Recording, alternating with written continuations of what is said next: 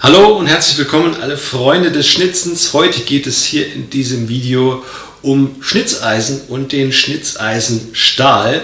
Ich bin in diese Verlegenheit gekommen, einige Eisen zu schleifen für eine gute alte bekannte Freundin, Bildhauerin, die immer einen ganzen Karton von Schnitzeisen zu mir schickt, von irgendwelchen Schnitzkursen, Alabasterkursen und so weiter, wo also auch Eisen dabei sind, die mal richtig ausgebrochen sind, wo gleich mal ein paar Millimeter fehlen oder Scharten drin sind und so weiter. Und dann schleife ich die alle durch und das mache ich dann immer an einem Schnellläufer.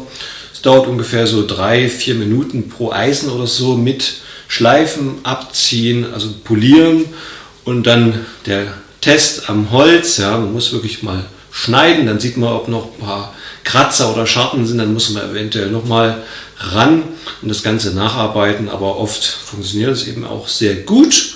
Die Ergebnisse sind immer zufriedenstellend, deshalb kriege ich immer wieder weitere Aufträge in diesem Bereich.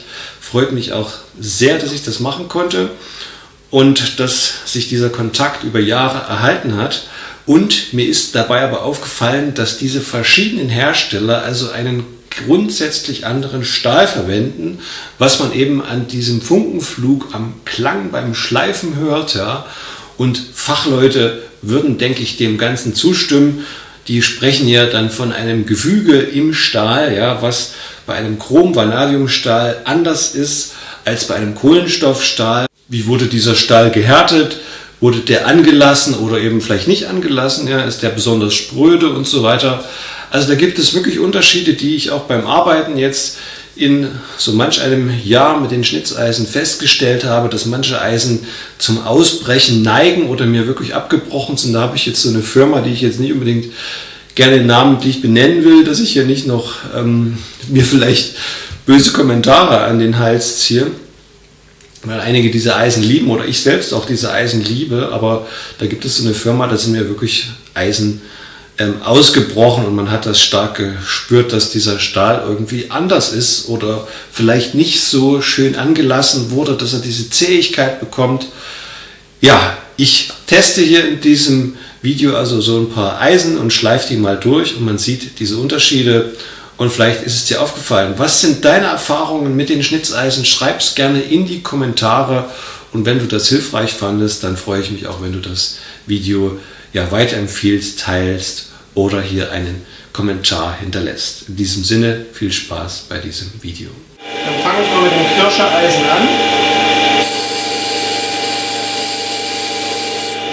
Also Gefühl ist auch wie Blech oder wie so ein weicherer Stahl. Und man sieht der Funkenflug, ganz viele kleine Funken.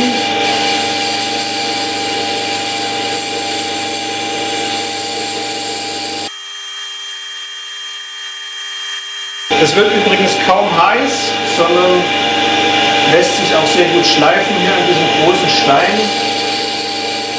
Fast ohne Hohlschliff.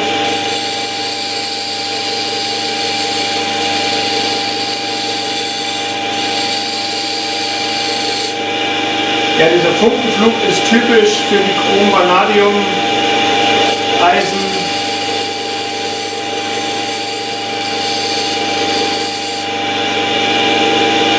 Jetzt vergleiche ich mal mit dem Dastra-Eisen. Es fühlt sich härter an, schon mal der Stahl. Einen deutlichen Vergleich und man sieht diese Funken hier. Die sind etwas größer, ein bisschen dunklerer Ton in diesem Orange, nicht ganz so hell. Und größer sind diese tropfenartigen Funken.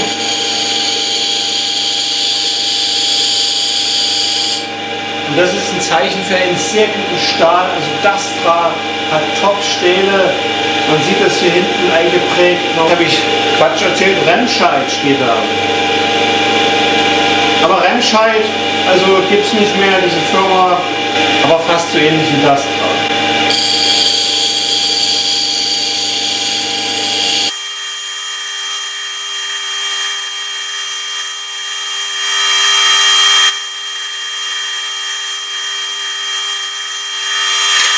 So, jetzt haben wir hier die Marke Pfeil. Also diese Eisen wurden für Alabaster und für Holz Arbeiten benutzt, so für eher abstrakte Sachen und sind dementsprechend ramponiert.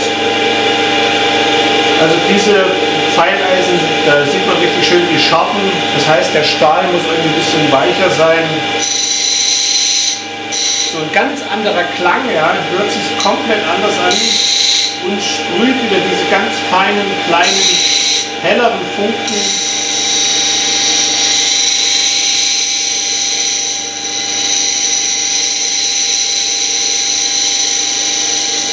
Ich muss jetzt natürlich diese ganzen Scharten wegschleifen.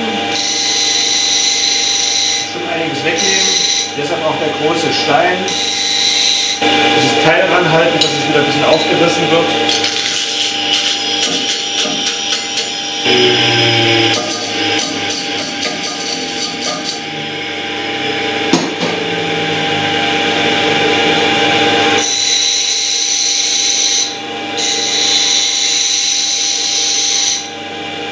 Dadurch wird die Scheibe aufgerissen und schleift besser.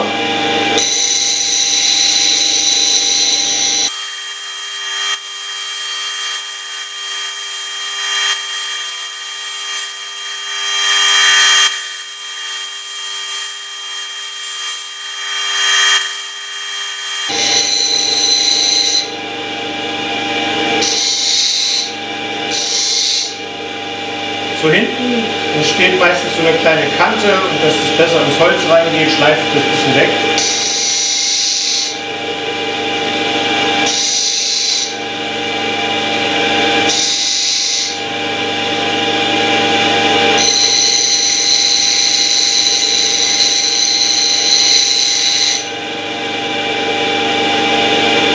So, mein Fazit ist,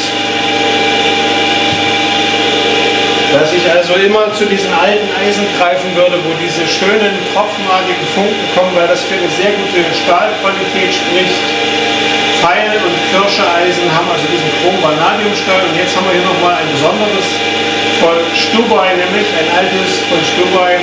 Man erkennt das hier hinten an diesem schwarzen, auch hier ist Stubai eingeprägt und an diesem Buchenheft. Das schleife ich jetzt auch mal sehen, wie da die Funken sind. Also hier ist so eine Zwischenform, würde ich sagen, die sind auch relativ fein, aber der Stahl ist definitiv auch ein Kohlenstoffstahl, hat aber auch diesen feineren Funkenflug.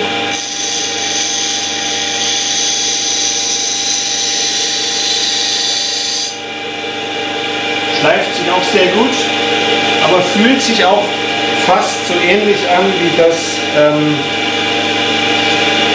von Remscheid hier, was ich geschliffen habe, was auch ein Kohlenstoffstahl war, also von dieses Gefühl her. Und der Klang ist auch nicht so hell wie bei Pfeil, was natürlich auch beim Schlagen einen Vorteil hat, wenn das Eisen nicht so klirr, klirr, klirr macht. Ja.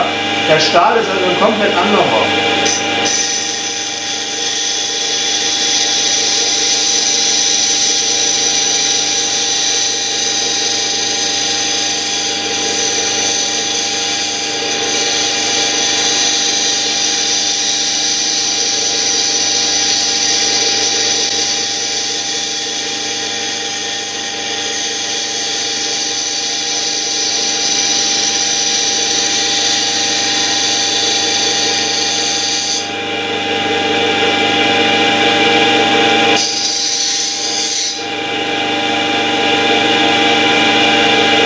Okay, ich habe sie alle durchgeschliffen, fast alle.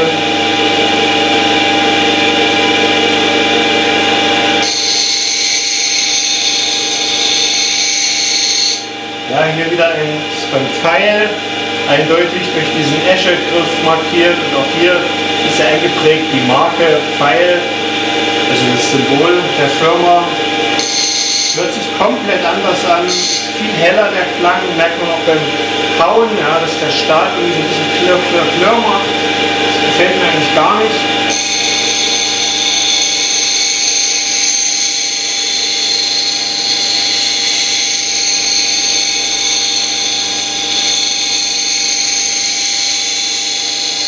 Und wieder dieses typische Bild der Scharten. Sehr viele Scharten waren drin.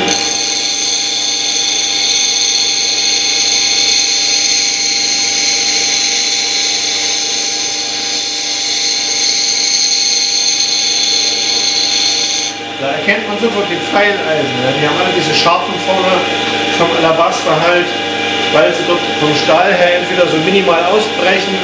Hier sind sie relativ massiv, da brechen sie selten aus, auch manchmal auch hier so eine schöne Ecke rausgebrochen. Hatte ich auch 2 Eisen, die ich jetzt vorne erstmal so ranhalte und abrichte.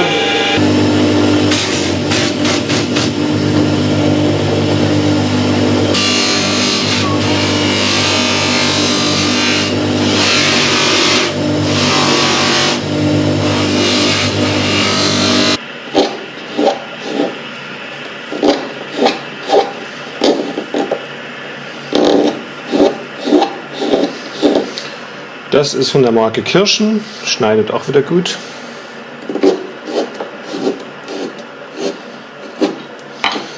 Das ist jetzt von der Marke Pfeil, habe ich auch wieder schön geschärft. Schnitzt auch wieder. Das ist übrigens so ein Hohlbohrer, Stich 11, 10 mm oder einfach nur 11er Stich. Und die sind in der Höhlung noch tiefer geworden. Also ich habe einen, der ist noch nicht ganz so tief gehöhlt. Kann ich ja gleich mal rüberholen und vergleichen. Aber das schneidet hier wirklich sehr schön und auch die Form ist grandios, so tief, oval gehöhlt. Also nicht einfach rund, sondern oval. Ist wirklich sehr schön. So, ich habe die jetzt mal zum Vergleich geholt. Man sieht es vielleicht auch ein bisschen. Der hier ist neu. Ich steche mal hier rein. Hier oben sieht man es vielleicht noch im Video. So, der Abdruck. Und wenn ich jetzt hier mal einen Strich mache, wo die Oberkante ist,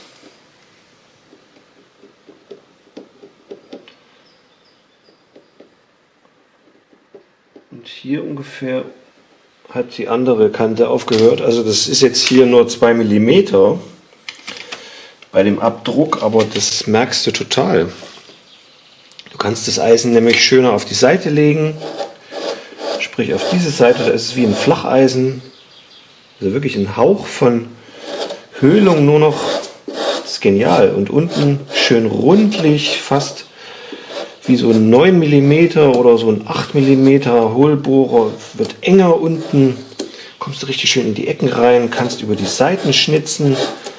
Das ist genial. Genial gemacht, sehr universell einsetzbar dieses Eisen. Gefällt mir richtig gut. Das geht natürlich auch mit dem, klar. Kann ja auch schön in die Ecken schnitzen und auch über die Seite. Aber ist schon irgendwie anders und nicht ganz so flach, beziehungsweise nicht so groß. Da ist noch etwas mehr Eisen vorhanden bei dem anderen, das ist schöner. Und unten ist es nicht ganz so rund oder sagen wir mal nicht ganz so eng, das wird unten ein bisschen tiefer noch. Das ist auch sehr schön gemacht. Also da will ich mir auf jeden Fall mal noch 1, 2 dieser schönen neu gehöhlten kaufen. Die gibt es nämlich nur bei Pfeil, diese schöne Form hier. Wirklich sehr schön geformt. Ja, wie man gesehen hat, die Eisen sind schön scharf geworden. Das ist jetzt hier von Kirschen. Also wirklich unschlagbar so in diesen ersten feinen Schnitten, weil, wie wir festgestellt hatten, beim Schleifen, das Gefüge im Stahl scheint das feinste zu sein. Das hat man an den Funken gesehen. Das ist jetzt mal meine laienhafte Interpretation. Wenn jemand aus dem Metallbereich ist, kann natürlich gerne das ergänzen oder korrigieren. Aber das fühlt sich so an, als ob dieser Stahl ganz, ganz fein ist in seinem inneren Gefüge. Das merkt man beim Schnitzen, das merkt man beim Schleifen.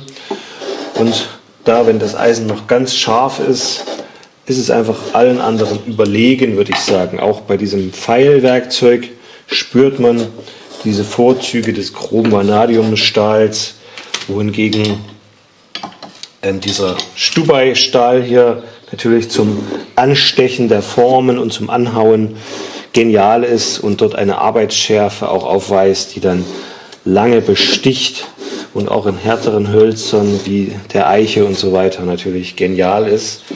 Diese Stubai-Eisen hier natürlich zum Raushauen auch etwas schlanker im Stahl. Herzlichen Dank fürs Zuschauen. Schalt beim nächsten Mal gerne wieder ein. Schreib deine Meinung in die Kommentare. Was sind deine Erfahrungen mit den Eisen? Welche Eisen hast du zu Hause? Wie schleifst du sie vielleicht? Tust du sie vielleicht eher nass schleifen und siehst gar nicht diese Funken oder merkst es so gar nicht? Und wenn du sagst, du willst aber auch lernen, deine Eisen zu schleifen und willst verschiedene Verfahren kennenlernen, von Nassschleifen über dieses Trockenschleifen mit Hand abziehen oder mit der Maschine wegpolieren und so weiter, dann komm auch gerne vorbei. Dann können wir gerne einen Termin machen, dass wir sozusagen Schleifen üben miteinander und ich dir das gerne zeige, wie ich das praktiziere. Da haben schon einige Leute gute Erfahrungen bei mir gemacht und sich wirklich sehr gefreut über diesen Kurs. Nur einen Tag, einfach mal Schleifen üben, weil das eben auch sehr, sehr wichtig ist. Ja, ich habe für mich meine Entwicklung gemacht, als ich das gelernt habe, Eisen zu schleifen oder sich selber scharf zu machen. Ja, das muss nicht perfekt werden, sondern das muss am Ende funktionieren. Ich muss meine Arbeit damit hinbekommen. Vielleicht mache ich da auch gewisse Fehler am Anfang, aber das Eisen sollte so scharf sein, dass ich damit eben zufriedenstellende Ergebnisse erziele. Insbesondere beim sauber Arbeiten, ja, ist das sehr, sehr wichtig, ein scharfes Werkzeug zu haben. Wenn du das gerne lernen möchtest, komm auch hier gern vorbei oder kontaktiere mich. Unter dem Video findest du auch meinen Kontakt. Viel Freude beim selber Schleifen und Schnitzen. In diesem Sinne, bis zum Wiedersehen, euer Simeon Decker.